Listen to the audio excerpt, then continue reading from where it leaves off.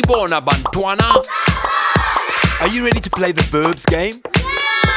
Now to dance in isiZulu is ukudansa.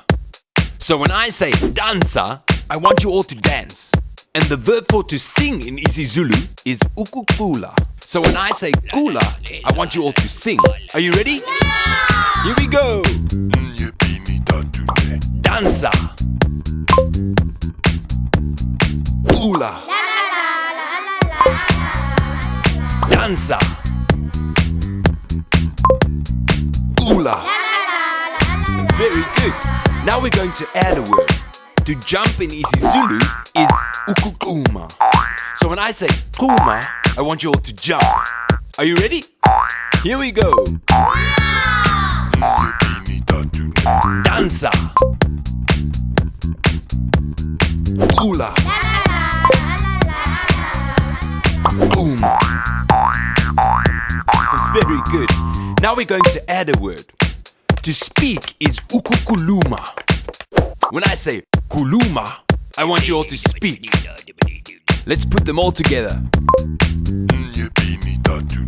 Dansa. Kula. Kuma. Kuluma. That was very good. Now we're going to do it again, but very fast. Are you ready? Dansa. Kula. Kuma. Kuluma. Dansa. Kula. Kuma. Kuluma. Let's quickly take a look at the board game. First, you roll out the game mat. Then, attach the verb wheel onto the background. It needs to be nice and loose in order to spin easily. Next, fold and tear the perforated sheets to make 3 packs of cards. Red for vocabulary, yellow for phrases, and blue for themes. Then, just follow the rules and have fun. Remember, you can keep adding vocabulary, phrases, and themes to the game as the students progress. So what makes this board game special? Not only can it be used as a revision tool, but also as an assessment tool.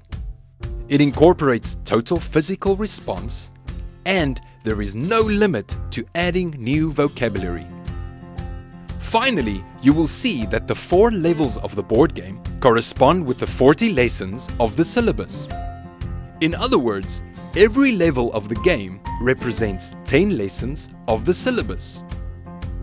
Once the students reach lesson 10 in the syllabus, they can start playing the board game and start revising the language learned. And that's it! You are now ready to facilitate these lessons. We hope that you have found this training video useful.